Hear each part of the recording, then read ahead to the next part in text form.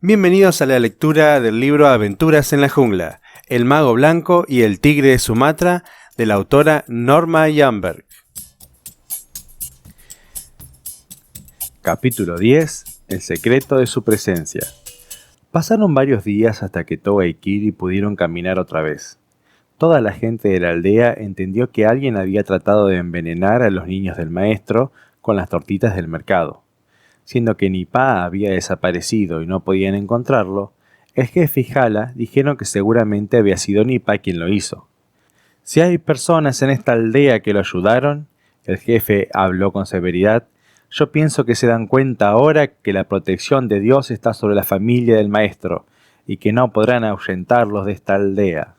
Estaba sentado, con las piernas cruzadas sobre una alfombra en la gran sala del consejo de su casa. Toga estaba sentado al lado de su padre. Se sentía un poquito débil, todavía por su experiencia con las tortitas envenenadas, pero su corazón estaba lleno de gozo. Sabía por las palabras de su padre que el maestro y su familia iban a quedarse en la aldea Pajit. Habría una escuela y una casa de medicina. El muchacho estaba seguro de que el maestro le habría salvado la vida, y cada día se sentía más atraído a la familia del misionero blanco. Entonces se acordó de la promesa de Kiri de enseñarle las palabras mágicas que uno podía hablar al gran Dios del cielo y fue a buscarlo.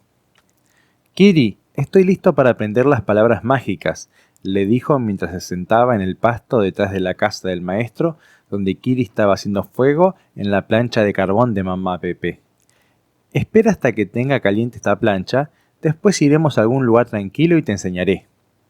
Unos pocos minutos más tarde, los dos muchachos tomaron el sendero que subía por la montaña hacia el lugar donde mamá Pepe había plantado su pequeña huerta. «Me pregunto, ¿dónde se fue Nipa?», dijo Kiri en el camino. «No está en ninguna de las aldeas cercanas», respondió Toga. «Mi padre averiguó con todas las personas que vinieron a la feria el martes pasado. Nadie lo ha visto». Al fin, los muchachos llegaron a la punta de la roca desnuda. Estaba mucho más arriba que la aldea. Se sentaron y se envolvieron en sus chales, porque estaba más fresco arriba de la montaña y ninguno de los dos muchachos estaba del todo fuerte después de la enfermedad. Estaba todo muy tranquilo allí, y permanecieron sentados un rato largo mirando el valle. Abajo, donde la aldea Pajit se hallaba protegida entre los árboles de coco y las plantaciones de bananos. «Cuando oramos», comenzó Kiri, «debemos mostrar reverencia hacia Dios y agradecerle por su amor y cuidado hacia nosotros, y por todas las bendiciones que nos concede. Esto es lo primero que debes saber acerca de la oración». Toga inclinó la cabeza y estuvo sentado largo rato reflexionando acerca de lo que su amigo había dicho. «¿Y qué es lo segundo?», preguntó. «Lo segundo es que debemos pedirle que Él nos perdone por cualquier cosa que sea mala o que sea desagradable para Él». «¿Eso es todo?», quiso saber Toga. «No, también debemos orar por otros. Esto es muy importante. Especialmente deberíamos orar por cualquier persona que pudiera tener algo contra nosotros, quienes nos han hecho daño o no son bondadosos con nosotros». «¿Por qué debemos hacer eso?», preguntó Toga. «Me parece a mí que deberíamos pedirle a Dios que bendiga a nuestros amigos, a nuestras familias, a los que son cercanos a nosotros». «Por supuesto que debemos hacer eso, pero Dios nos ha dicho que debemos orar por nuestros enemigos, porque Él quiere que nuestro corazón esté lleno de amor todo el tiempo. Es fácil odiar a nuestros enemigos, pero no podemos odiarlos si oramos por ellos». «Supongo que deberíamos orar por Nipa», sugirió Toga. «Ni siquiera su esposa sabe dónde está. Puede estar en problemas». «Tienes razón, debemos orar por Nipa. Y hay una parte más de la oración que debo enseñarte. Después de que hemos alabado a Dios y le hemos agradecido, cuando hemos pedido perdón y orado por nuestros enemigos, entonces podemos pedir cualquier cosa que queramos. Por supuesto, deberíamos pedir cosas que son buenas y que están de acuerdo con la voluntad de Dios». Los muchachos pasaron una hora sobre la roca, y Kiri le enseñó a Toga a orar. Cuando dejaron el lugar, Toga dijo: «Hay una sensación en este lugar. Es como en la gran sala en la casa del maestro». «Y sí, por supuesto», respondió Kiri. «Es la presencia de Dios y hace que cualquier lugar sea santo. Eres afortunado de que puedes saberlo». «¿La presencia de Dios?». ¿La presencia de Dios? Sí, esto es lo que él y su tío Jala habían sentido en Pangdang cuando fueron a ver al hombrecito blanco. La presencia de Dios estaba en el jardín del pequeño maestro en aquel día santo. Fue la presencia de Dios la que lo había confortado en el día de la fiesta cuando se sintió disgustado y rebelde por el sacrificio del búfalo en la tradicional ceremonia. La presencia de Dios había estado en la casa vacía aún antes de que llegara el maestro. Entonces Toga elevó una oración que iba a conservar en su corazón el resto de su vida. Gran Dios del cielo, deja que tu presencia esté conmigo donde quiera que vaya. Él no sabía que Dios ya había contestado esa oración con una promesa sagrada en su palabra.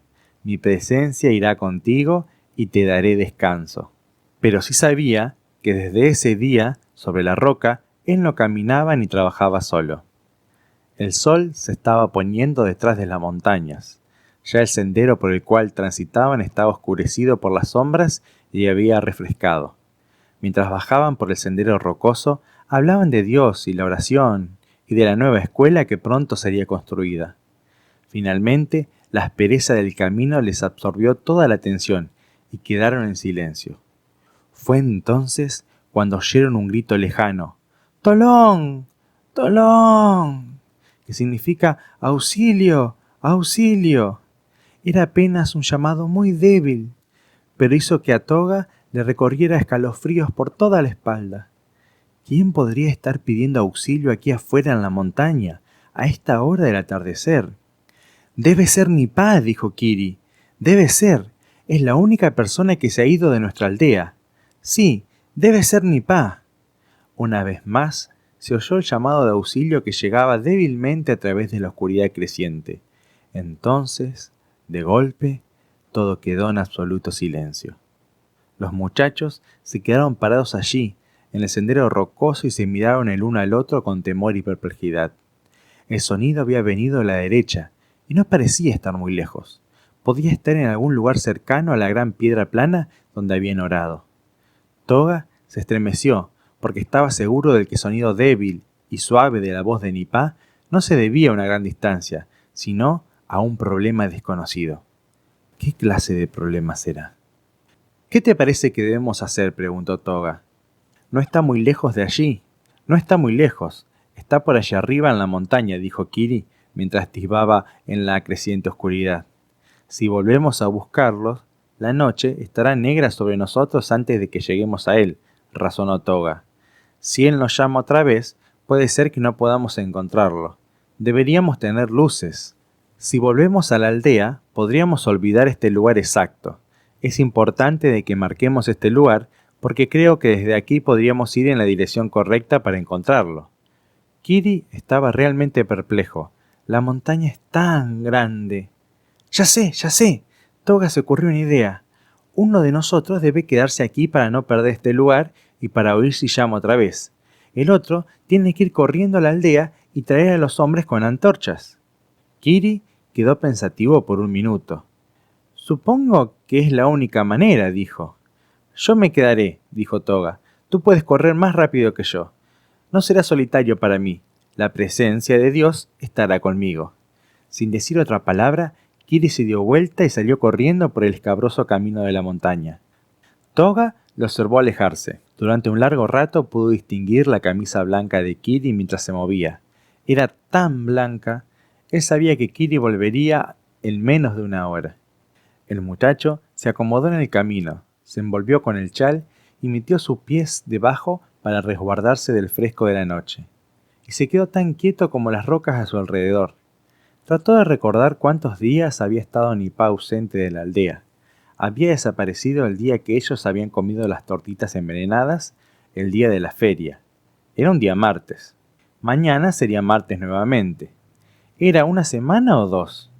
La agitación de su mente le impedía pensar claramente. Debían de ser 2 semanas.